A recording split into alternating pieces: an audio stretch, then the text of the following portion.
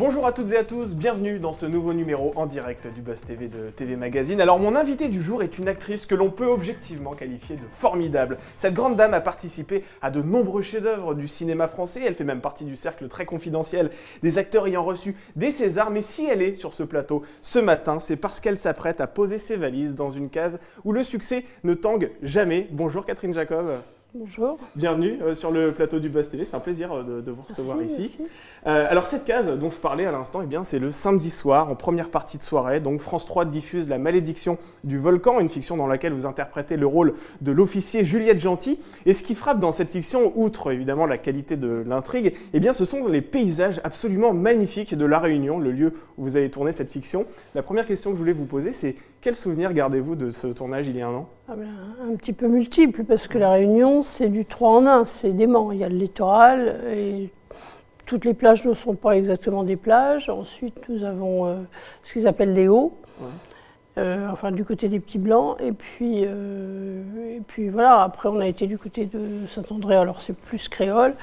Et puis si vous allez à l'intérieur, nous on n'a pas, on est au bord du gouffre, si vous voulez, sur certains cirques incroyables.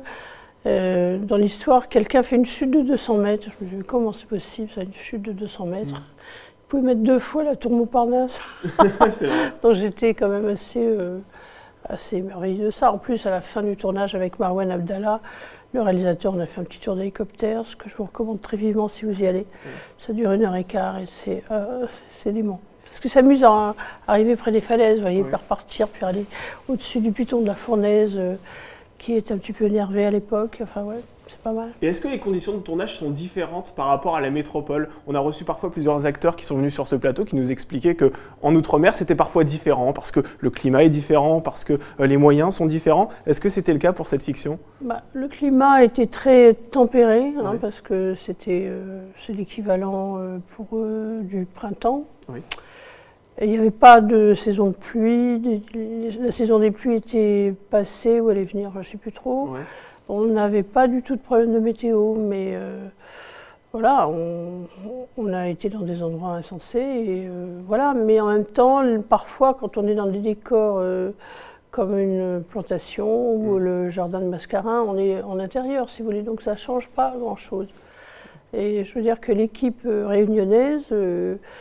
il y a un petit peu des gens de métropole ou réunionnais de souche qui sont tous là, ils ont beaucoup l'habitude de tourner, ils étaient extrêmement compétents. Extrêmement remarquable. Et les images sont magnifiques, on va y revenir dans quelques instants. En attendant, je rappelle que nous sommes en direct sur Figaro Live, sur la page Facebook de TV Magazine et sur le Figaro.fr. Vous pouvez poser toutes vos questions à Catherine Jacob. Quel regard portez-vous sur la carrière de cette actrice ? Est-ce que vous aimeriez la voir davantage dans des fictions télé ? N'hésitez pas, posez vos questions. En attendant, on va passer aux news médias avec Sarah Lecoeuvre. Bonjour Sarah. Bonjour Damien, bonjour Catherine.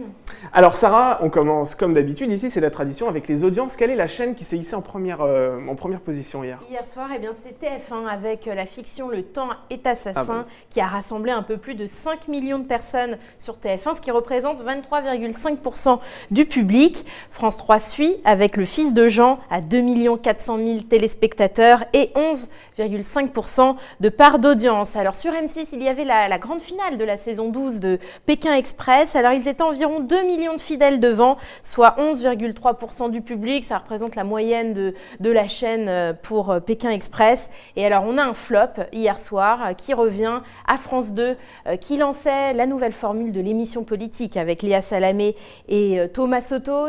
L'émission s'appelle désormais Vous avez la parole. Eh bien il n'était qu'1,3 million de curieux et 7,2% du public Pour rappel, oui, ça fait un peu mal. Pour rappel, c'était Xavier Bertrand qui était l'invité principal. Le président des Hauts-de-Seine, et la saison dernière, ils étaient en moyenne à 11% de part d'audience. C'est vrai que c'était une grosse chute. Alors c'est vrai qu'ils ont relancé la formule de l'émission politique. Cette fois-ci, il y a plus de débats en plateau avec des citoyens, des politiques. Est-ce que vous êtes friande de ces émissions politiques ? Vous regardez ? Beaucoup les émissions politiques, tous les docs. Puis alors, je me promène un petit peu ailleurs, sur le câble, bien sûr, sur Netflix, etc. Oui, je regarde beaucoup ça. Je ne regarde pas du tout les émissions de variété. Mais beaucoup les émissions pour essayer de me mâcher le bon sens et essayer de trouver la vérité. par confrontation, quoi, évidemment. Et vous qui êtes très attentif justement à la politique à travers ces émissions, quel regard portez-vous un petit peu sur le mouvement que nous sommes en train de traverser, les Gilets jaunes? On en parle d'ailleurs apparemment demain, il y aura un nouveau samedi de mobilisation. Quel regard vous portez sur ce mouvement qui ne cesse plus depuis plus d'1 an? Ça devient un mouvement carrément politique sans chef, quoi. Bon, mais c'est ce que dit le président Macron, que évidemment les efforts qui ont été faits ne sont pas suffisants. Il y a une autre écoute. Enfin, je crois que c'est un vrai, très très compliqué travail en profondeur. On poursuit ces news médias avec toute autre chose. Hier, il y avait Pékin Express, comme vous l'avez rappelé dans les audiences. Sarah, qui a gagné cette 12e saison? On en parlait hier d'ailleurs avec Stéphane Rothenberg sur ce plateau. Eh bien, c'est finalement Laetitia et Aurélie, des sœurs, qui se sont imposées face au couple Mounir et Lydia. Alors, les deux frangines succèdent à Christina et Didier, la patronne et son employé, vainqueurs de la saison 11 l'an passé. Alors, elles se partagent la somme de 100 000 €, le gain maximal mis en jeu par la production. Alors, avec cet argent, elles ont d'ores et déjà annoncé qu'elles comptaient voyager et investir dans la pierre. Ah oui, ça va être un beau voyage. Peut-être qu'elles iront à l'île de la Réunion avec la publicité que vous venez d'en faire. Est-ce que vous aimeriez participer à une émission d'aventure? On sait qu'il y a des personnalités. Non, c'est vrai. Du tout. Rendez-vous en terrain inconnu. Non. C'est vrai, pour quelle raison? Parce que j'adore le confort. Oui, dans ce cas-là, je ne suis pas une aventurière, je ne dors pas dans les arbres avec les serpents. Bon, au moins, ça c'est très clair. Raphaël de Casabianca, n'appelez pas Catherine Jacob pour rendez-vous en terre inconnue, ça ne sera pas possible. On poursuit et on termine même ces news médias avec les 12 coups de midi, l'émission de Jean-Luc Reichmann qui est suspendue. Alors, elle marche très bien, qu'est-ce qui se passe? Vous êtes au courant, Catherine, Damien, tout à l'heure, il y a la Coupe du Monde de rugby qui démarre au Japon. C'est à 12h45 sur TF1.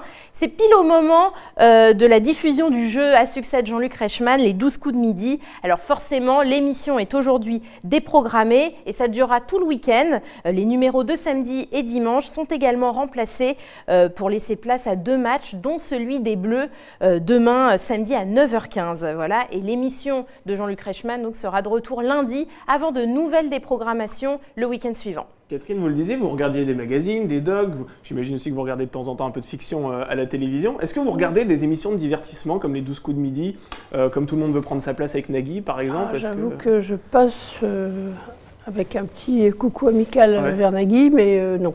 Très rarement Non, je ne peux pas. Vous n'aimez pas trop ces émissions-là? Voilà. Bon, l'idée, c'est d'apprendre quelque chose, si vous voulez. Mon truc, c'est ça. Essayer d'apprendre quelque chose. On n'est pas couché, par exemple. Oui, un talk show. Ça mélange l'information. Oui, parfois, mais pas tout le temps. Il faut mélanger les gens et les plaisirs. En tout cas, on va pouvoir s'évader. Demain, ce sera samedi, la malédiction du volcan. On en parle tout de suite dans l'interview du Buzz TV.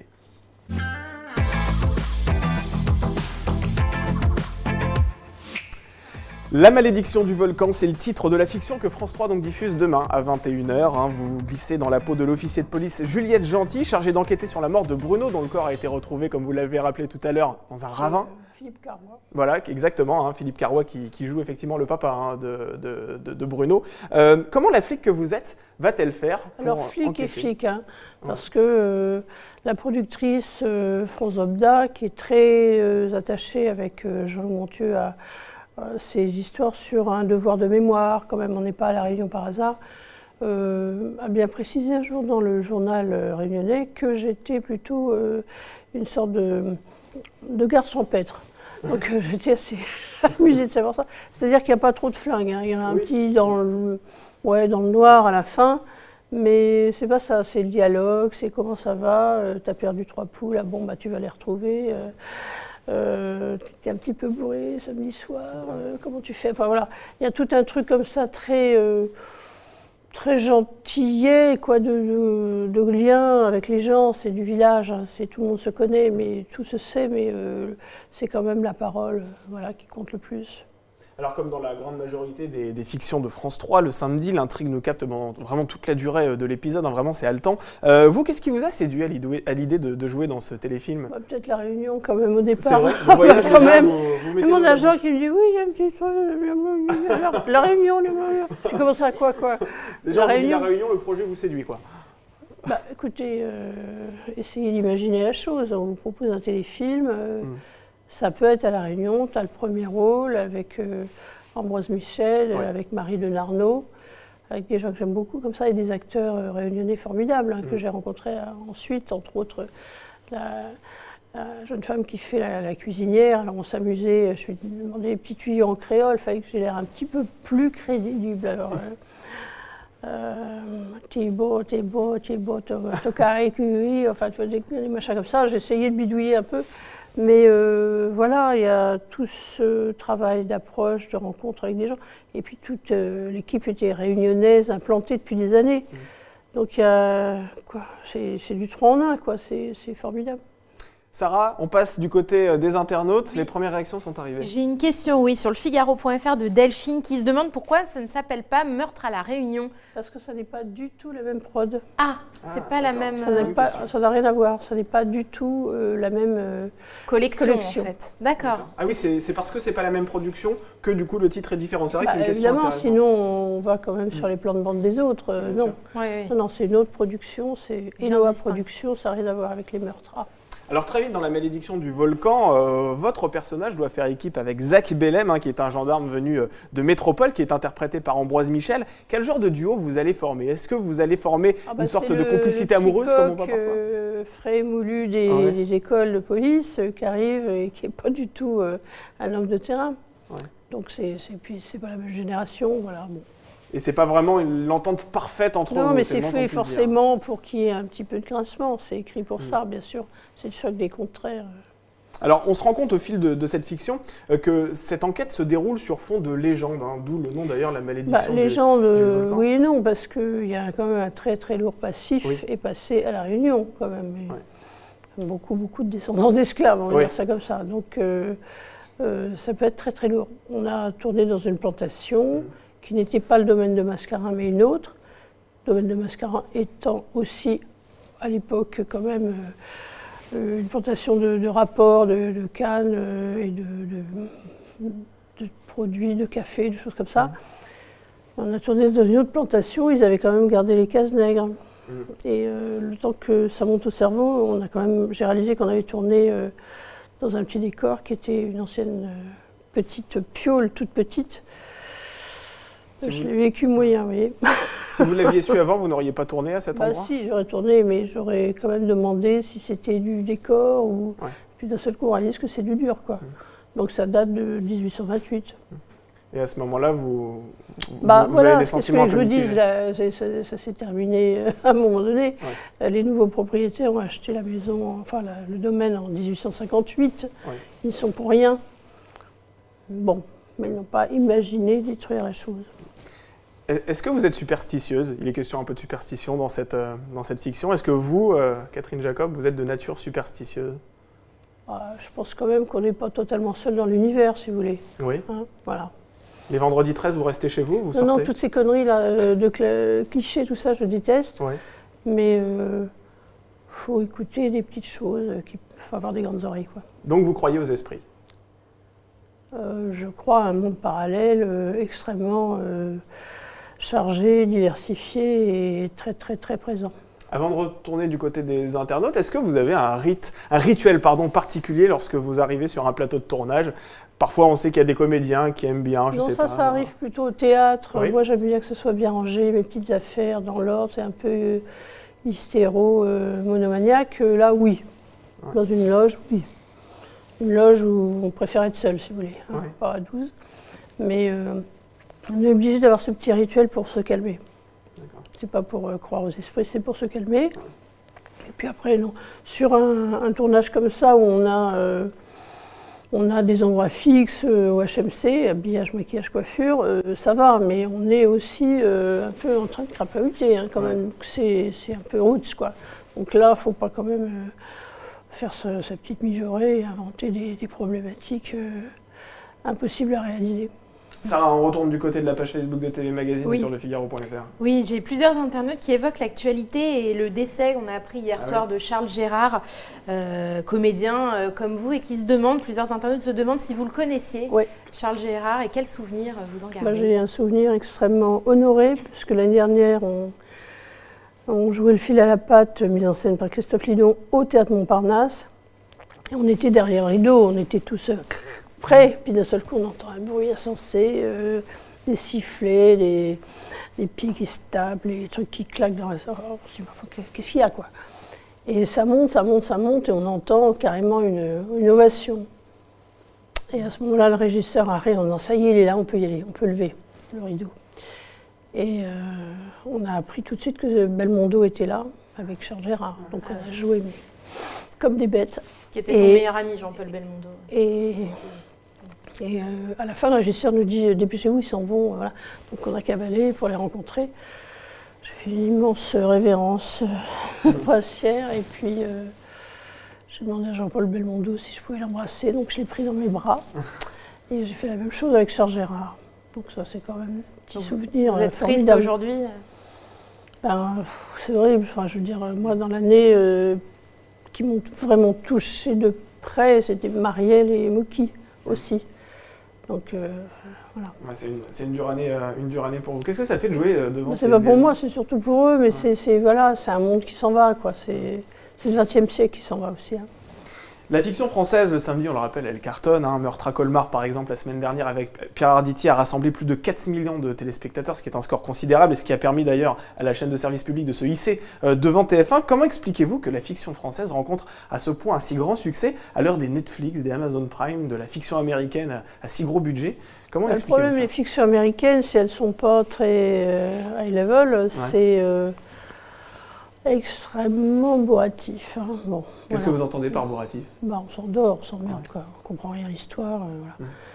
Là, je pense que c'est presque des capsules, quoi, des rendez-vous avec les gens, avec des acteurs très identifiés et tout. Il y a un petit côté familial. Et puis, l'intérêt de France 3, c'est de nous faire voyager. Oui. Le saviez-vous, La Réunion, c'est quand même un département. Oui. Donc, que ce soit Colmar ou ailleurs, c'est génial aussi pour les acteurs d'être ailleurs que dans des petits KGB, des studios, des endroits un peu sinistres. L'intérêt, oui, ça s'appelle voir du pays, comme disait ma grand-mère. Vous voyez, l'intérêt, c'est ça. De découvrir aussi. C'est pas du documentaire, hein, mais presque du documentaire animalier. Mais bon, à chaque fois, on découvre des endroits où on ne peut pas se déplacer. Voilà, c'est du 2 ou 3 en 1 et c'est tout bénef. C'est vrai que ça nous permet de nous évader. Et demain, vous serez face au lancement de Danse avec les stars. Vous savez, l'émission qui est un gros mardum de TF1, un monstre d'audience, même si ces dernières années, ça marche un peu moins bien. Ça vous effraie, ce genre de concurrence? Est-ce que vous êtes très attentif aux audiences? Ça ne s'adresse pas aux mêmes gens. Oui. Donc vous êtes sereine pour je ne peux rien y faire, donc je me détends. Voilà. Vous êtes attentive aux audiences en tant qu'actrice? Parce que parfois les acteurs viennent nous voir. Oui, j'aimerais mieux. Je pense que Marouane Abdallah, que je salue, qui est mon réalisateur avec lequel je vais retourner d'ailleurs pour Constance, avec Gwendoline Amon, oui, il est très affûté sur les résultats du dimanche matin. Oui. Constance avec Gwendoline Amon, vous avez d'autres projets de fiction qui arrivent? Non, que j'ai fait, qui vont arriver. Qui vont arriver? Vous pouvez nous en dire un petit peu plus? C'est des participations comme ça qui m'amusent un petit peu. Et j'ai fait pour M6 quelque chose qui s'appelle Toi, mon toi, sur la propriété collective. Enfin, non. Donc moi, j'avais une fille qui était très engagée, très végane et tout. Donc je me suis beaucoup amusée, moi, puisqu'on nous collait dans les vieux. Hein, on était les vieux chieurs avec Ben Guigui. Donc je me mettais de la fourrure, de la fausse, toutes les prises. Les scènes. Donc, après, j'ai fait quelque chose de totalement différent, puisqu'on m'a demandé d'être une guest pour Mongeville avec Francis Perrin, qui est absolument délicieux, réalisé par Edwin Bailly. Et là, je faisais une carmélite qui ment comme elle respire, pour la bonne cause. Enfin, grosse menteuse. Et on a de carmélite. Ça arrivera quand? Je ne sais pas, je ne peux pas savoir, on ne sait jamais à l'avance. Mais les délais sont souvent assez longs. Moi, j'ai fait ça, j'ai adoré ça. C'était à l'abbaye de Fontfroide, l'abbaye cistercienne privée maintenant, dans un état exceptionnel près de Narbonne. L'intérêt de la chose. Sarah, une autre question? Allez, une dernière question de Marie-France sur le Figaro.fr qui se demande quel regard vous portez sur la société d'aujourd'hui, l'époque. Vaste question. Vaste question. Ça nous fait penser à Michel Sardou sur RTL il y a quelques jours qui disait « Moi, je haïs cette société où on ne peut plus rien faire, on ne peut plus rien dire ». Est-ce que vous êtes du même avis? On ne peut pas généraliser, ça n'a pas de sens. On a des moyens faramineux. Moi, j'évite très soigneusement les réseaux sociaux. Ah oui. Si ça peut être une réponse à la question. Pourquoi? Parce que c'est de la perte de temps pour moi. Perte de temps totale, intégrale. Entendre des conneries, des gens qui se défoulent parce que c'est anonyme. Vous voyez, on n'aime pas beaucoup ça. Et puis on s'en fout parce que le niveau est quand même d'un niveau terrifiant. Hein. Donc, non, on a quand même des moyens d'ouverture assez formidables. On ne peut pas tout le temps pleurnicher. Et d'ailleurs, rien ne vaut les petits voyages pour comprendre que ça ne va pas si mal ici, hein, quand même. Hein. Vous revenez de n'importe où, vous arrivez à Paris, vous ne voyez rien. Alors je sais qu'il y a les gilets jaunes demain, les 45e, tout ça, qu'il y a beaucoup de problèmes à régler. Ça n'est pas mon métier. Mais moi, quand j'étais gamine, ce qui m'horripilait, c'était toujours les bonnes femmes qui me disaient « Ah, vous ne pouvez pas savoir, vous n'étiez pas née ». Mais je n'étais pas née non plus au temps de Toutankhamon, vous voyez. On peut aller voir l'exposition, enfin, tout ça ne veut rien dire. Alors que les gamins maintenant qui me disent « Ah ben, j'ai pas vu le film, j'étais pas née », là, ça coince. Hein. Il n'y a aucun moyen de se défiler, il y a tous les moyens de savoir, tous les moyens d'avoir accès. Ça, c'est quand même une richesse formidable. Alors c'est vrai que c'est intéressant parce que vous parlez d'ouverture et pour rebondir par rapport à ce que vous disiez, Sarah, concernant cette interview de Michel Sardou, lui, il parle au contraire d'un repli sur soi-même. Il dit aujourd'hui, on ne peut plus rien dire à cause des réseaux sociaux. Aujourd'hui, dès lors qu'on va avoir un avis... si vous vous foutez des réseaux sociaux, vous dites ce que vous voulez. Hein, quel est l'œuf, quelle est la poule. On a quand même le droit de la ramener si on veut. Sans être totalement pétrifié par 500 000 anonymes qui se défoulent pour des raisons très douteuses. Mais vous qui êtes actrice, est-ce que vous ne craignez pas que justement ce musellement de la liberté d'expression, parce qu'on peut l'appeler comme tel, est-ce que vous ne craignez pas que ça freine la créativité aussi des scénaristes qui vont éviter de s'aventurer vers d'autres qui vont de révolte. Je veux dire, il faut s'en foutre aussi de ça. Je ne suis pas assujettie au point de vue de monsieur, madame, machin qui se défoule parce que sa vie ne lui plaît pas. Vous voyez, de rien. Avant de passer à votre actualité livre, hein, puisque vous avez sorti un livre aussi, voilà, vous l'avez, très bien. Est-ce que vous aimeriez endosser un rôle dans une série, un rôle récurrent, à l'image de Mimi Mati, par exemple, non, pas forcément Mimi Mati, mais il y a des séries faramineuses qu'on peut faire, parce qu'en France, on a un formidable savoir-faire, quand même, technique, déjà. Il y a un patrimoine, alors c'est les Journées du patrimoine, ce que vous voulez. On peut tourner dans des endroits fabuleux, avec des techniciens qui savent extrêmement bien faire les choses. Moi, je ne demande que ça, d'avoir une série un petit peu élaborée. Est-ce que ce serait plutôt un polar dont vous rêvez? Non, pas forcément. Ça va, il y en a assez comme ça. Hein. Oui, il y en a beaucoup des polars. Hein. Bah oui, bon. C'est vrai qu'on voit très peu de comédie, et malheureusement, quand il y a des comédies... Mais pas que de la comédie, pas forcément polar ou comédie, mais des choses un petit peu recherchées, poussées, sortant justement de ce binôme infernal, quoi. Alors, vous n'êtes pas seulement sur le petit écran, je le rappelle, vous êtes aussi dans les librairies. Vous avez sorti ce mois-ci un livre intitulé « Ce qu'elles en disent », coécrit avec le journaliste Franck Leclerc. Dans cet ouvrage, vous interrogez de nombreuses femmes sur leur vision des relations entre les femmes. Voilà, une trentaine. Mais je précise que c'est Franck Leclerc qui en a fait les 2 tiers. Qui en a fait les 2 tiers. Alors, il y en a beaucoup. Il y a Brigitte Bardot, Bérénice Bejo, Mireille Dumas. Pourquoi vous avez décidé de vous intéresser à ce sujet ? C'est venu comme ça, une petite conversation, un petit peu champagnisée, gentillette, où il me dit « mais pourquoi on ne ferait pas quelque chose ensemble ?» Mais parce que lui, c'est son vrai métier, il est journaliste à Nice Matin, et il passe sa vie à interviewer les gens. Moi, je lui dis « moi je ne suis pas journaliste, je ne vais pas du tout m'attaquer à des gens que je ne connais pas, je ne sais pas faire. » Donc j'ai rameuté mes copines. Et parfois c'était compliqué en fait, parce qu'il fallait les voir 1 fois, 2 fois, 3 fois, et mettre en place des conversations comme ça, bâton rompu, qui ne sont pas si évidentes à cadrer. Et j'ai adoré ça, au final, pas tout le temps, pas au début, pas au milieu, mais au final j'ai trouvé ça formidable d'en savoir un peu plus sur elles et sur leurs origines. L'idée c'est la construction de ces femmes qui ont réussi, qui ne sont pas des victimes, qui ne pleurnichent pas, qui sont extrêmement toniques, qui font des carrières, et qui en veulent, quoi, et qui sont assez matures, ce ne sont pas des gamines non plus. Hein. Et elles viennent d'horizons incroyablement divers, mais incroyables, quoi. On pourrait penser une petite société parisienne, non, on creuse un tout petit peu, et là, on s'aperçoit que c'est incroyable. Alors justement, les femmes que vous interrogez dans votre livre ont tout un point commun, elles ont réussi dans la vie. La dirigeante d'entreprise, par exemple, Annie Courtade, affirme même, je vais la citer, « Je ne suis pas un monument historique, encore moins un chef-d'œuvre en péril. Ce que je fais, tout le monde peut le faire. » Alors quand on écoute cette citation, est-ce que ça veut dire que les féministes qu'on entend aujourd'hui, notamment sur les réseaux sociaux, sur les plateaux de télévision, elles devraient arrêter de se... Nous sommes toutes. Hein. D'accord. Mais est-ce que ça veut dire que ces femmes qui revendiquent et qui parfois, c'est vrai, se posent en victime, parce que c'est ce qu'on leur reproche parfois, est-ce qu'elles devraient plutôt aller de l'avant? Vous mélangez tout là. Dites-moi. Non, dans ce cas précis, c'est une femme qui arrive de nulle part et qui se fait elle-même parce qu'elle est un petit grain en plus. Il y a du jeu et toutes. Elles ont toutes un truc en plus. Ce ne sont pas forcément des petites dames très très bourgeoises, très oisives, qui attendent que ça leur tombe dans le bec. Hein. Ça se remue très très fort. Mais voilà, le secret du bonheur, c'est quand même d'être indépendante, d'avoir un métier, de pouvoir le faire et de pouvoir en vivre et de pouvoir s'échapper si ça ne va pas. Hein. C'est quand même un peu l'idée.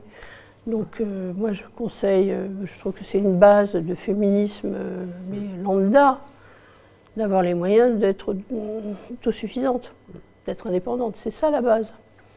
La base, c'est pas la peine d'aller brûler des soutifs et tout ça. Enfin, ça a été fait, si vous voulez, mais on a un tribut énorme vis-à-vis de tout ce passé fabuleux. Mais je crois simplement que d'être indépendante et d'avoir ses moyens à soi règle beaucoup de problèmes.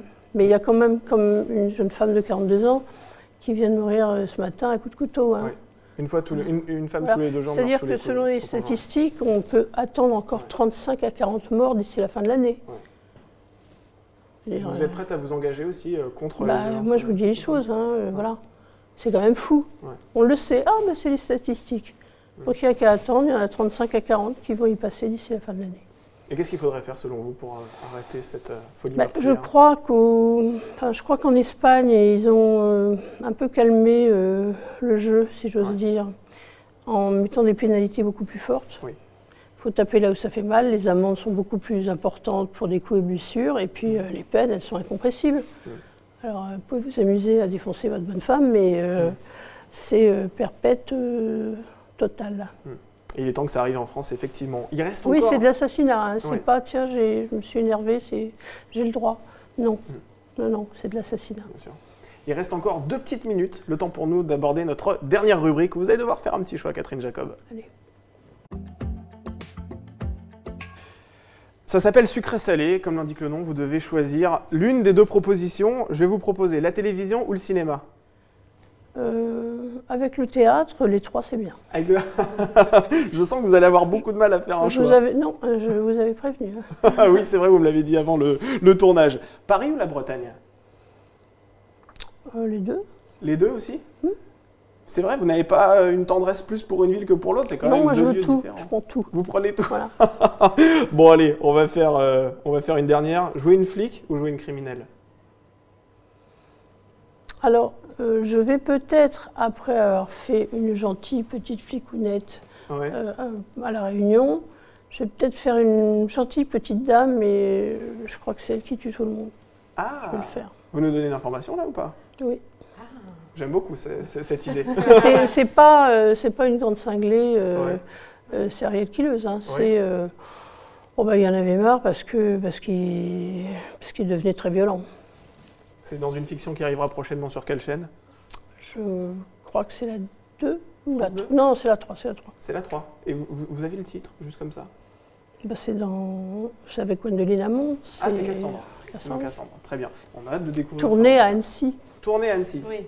Des beaux paysages également. C'est différent de La Réunion, mais c'est sympa aussi. Merci beaucoup, Catherine Jacob, d'avoir accepté notre invitation. Je rappelle que vous retrouverez Catherine Jacob demain à 21h dans La Malédiction du volcan sur France 3. Et nous, Sarah, on va se retrouver lundi, après un bon week-end sympathique, avec une animatrice qui officie sur France 5 dans les maternelles. Elle viendra nous parler d'un pic de naissance, parce que figurez-vous que c'est la semaine prochaine qu'il y aura le pic de naissance de l'année. Il s'agit d'Agathe Le Caron qui viendra nous parler de son début de saison dans la maison des maternelles. En attendant, je vous souhaite un excellent week-end et je vous dis à lundi pour un nouveau Buzz TV.